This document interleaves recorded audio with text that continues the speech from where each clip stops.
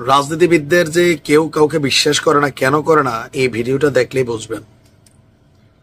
সরকার পতনের পর আওয়ামী লীগ খুব বড় একটা সাপোর্ট করেছে কাকে? ডোনাল্ড ট্রাম্পকে। মার্কিন যুক্তরাষ্ট্রে যখন নির্বাচন, শেখ হাসিনার নির্দেশ ছিল আওয়ামী লীগের নেতাকর্মী যারা আমেরিকাতে আছে তারা যেন ট্রাম্পের পক্ষে কাজ করে।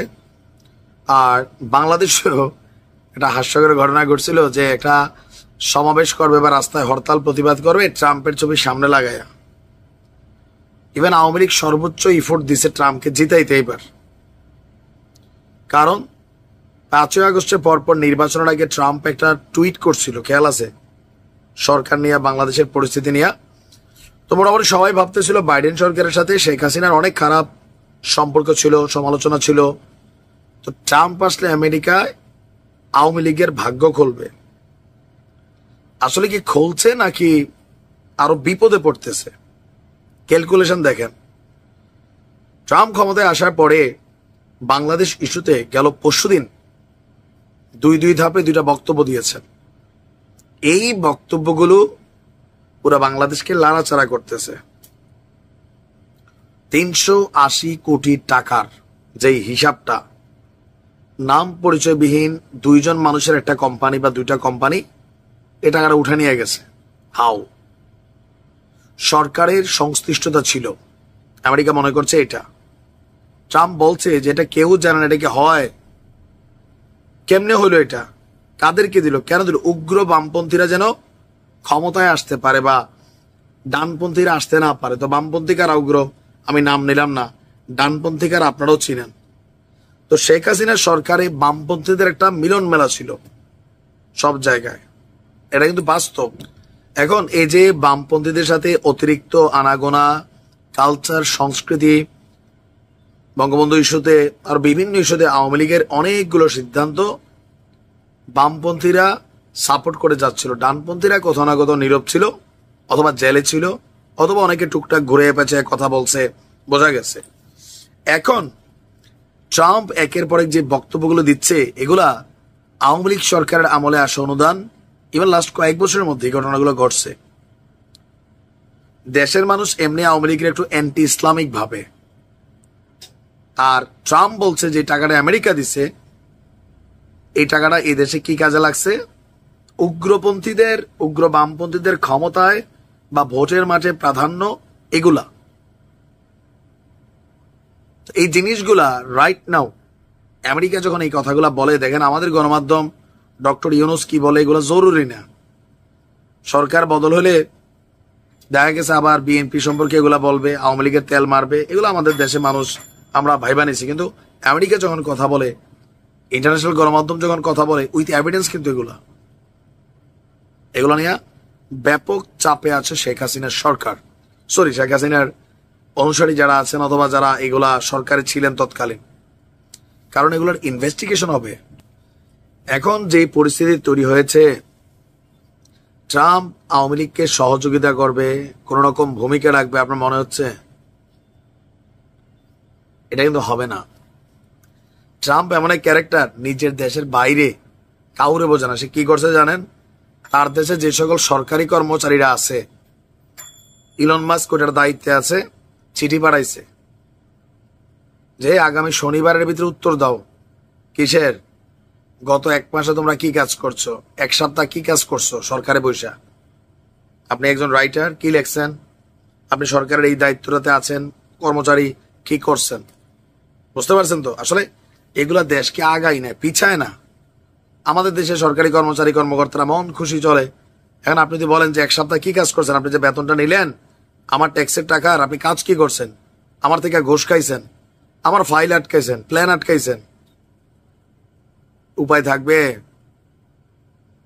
তবে আওয়ামী লীগের জন্য আজরাইল হিসেবেই বিশ্ব মুভমেন্টে ট্রাম্প চলে আসছে। ট্রাম্প যখন কথা বলে, পজিটিভ বলে পুরো বিশ্ব পজিটিভ হয়, নেগেটিভ বলে পুরো বিশ্ব নেগেটিভ হয়। এটা কঠিন দিন কিন্তু আওয়ামী লীগের জন্য আসতেছে। অনেকে এটা অনুধাবন করতে পারতেছেন না, অনেকে পারতেছেন। এত তাড়াতাড়ি কিন্তু কোনো কিছু হবে না। আর অতি উৎসাহী যারা আছেন, মাঠে নামেন, এটা করেন সেটা করেন, ফেসবুকে, প্রত্যেকের কপালে ভাই দুর্গতি আসবে। ন্যায় বললেন অন্যায় বললেন, কিন্তু হিসাব করে দুইটাই বলবেন। হুমকি দামকি এগুলা কিন্তু উল্টা বিপদ ডেকে আনবে। একটা সরকার পরিবর্তন হলে বোঝা যায় যে কি পরিমাণ দুর্নীতি, লুটপাট, বিদেশি সহযোগিতা আসলে এই দেশটাতে আসে। দেশের আভ্যন্তরীণ সম্পদ তো লুটপাট হয়ই, বিদেশ থেকে বিলিয়নস অফ ডলার আসে, মিলিয়নস অফ ডলার আসে। এই ডলারগুলা বিদেশিরা মনে করে এই দেশের মানুষের কল্যাণে, উন্নয়নে, গরিব মানুষের ভাগ্য বদলে, চিকিৎসা, স্বাস্থ্যে, নারীদের জন্য, এতিমদের জন্য নানান দেশ অনেক কিছু সহযোগিতা করে। কিন্তু এগুলো আসলে কারা পায়? বাংলাদেশের গণমাধ্যম বলে আমরা বিশ্বাস করি না, মনে করি সরকার পরিবর্তন হয়েছে, দেন হয়তো নতুন সরকারের তাবেদারি করছে। কিন্তু যখন খোদ মার্কিন যুক্তরাষ্ট্রের প্রেসিডেন্ট ডোনাল্ড ট্রাম্প তিনি বলছেন, দ্যাট মিনস ঘটনা সত্য। এক আশ্চর্যজনক ঘটনা বাংলাদেশকে নিয়ে কঠিন এক লাড়া দিছে। আপনারা জানেন যে ট্রাম্প ক্ষমতায় আসার পর পৃথিবীর বিভিন্ন দেশে মার্কিন যুক্তরাষ্ট্রের যে বিভিন্ন অনুদান ছিল এগুলো বন্ধ করে দিছে।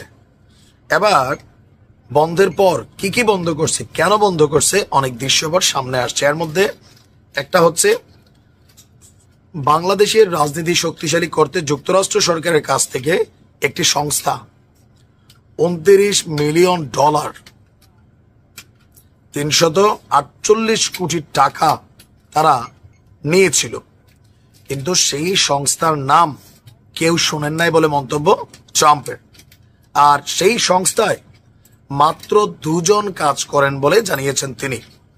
গতকালকে হোয়াইট হাউসে যখন বক্তব্য দিচ্ছিলেন, তার বক্তব্যের এক ফাঁকে তিনি এই তথ্য দিলেন। তিনি বলছেন যে বাংলাদেশের সার্বিক রাজনীতি শক্তিশালী করতে 29 বিলিয়ন ডলার এমন এক সংস্থার কাছে গেছে যার নাম কেউ শুনে নাই।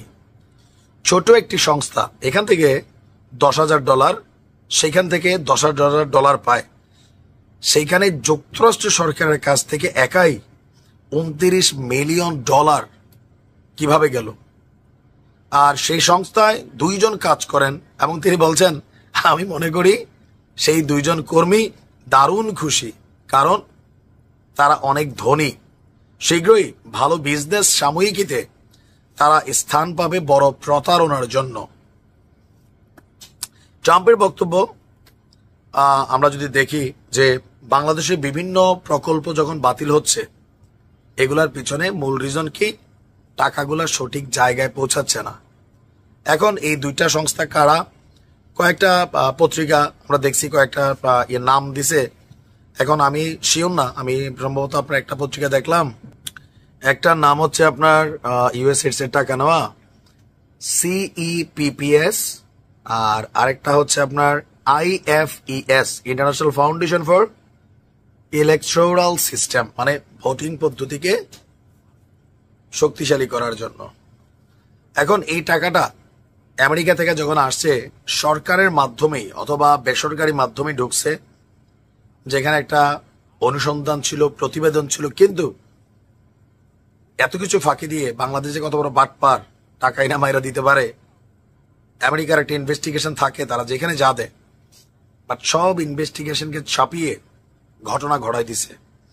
আমার মনে হয় সরকারের উচিত, মানে যারা প্রকৃত এই ঘটনার টাকাটা আনছে, এই টাকাটা এদের কাছ থেকে বের করা, চিপা দিয়া। কোথায় দিবে চিপা, সরকার সিদ্ধান্ত নিক।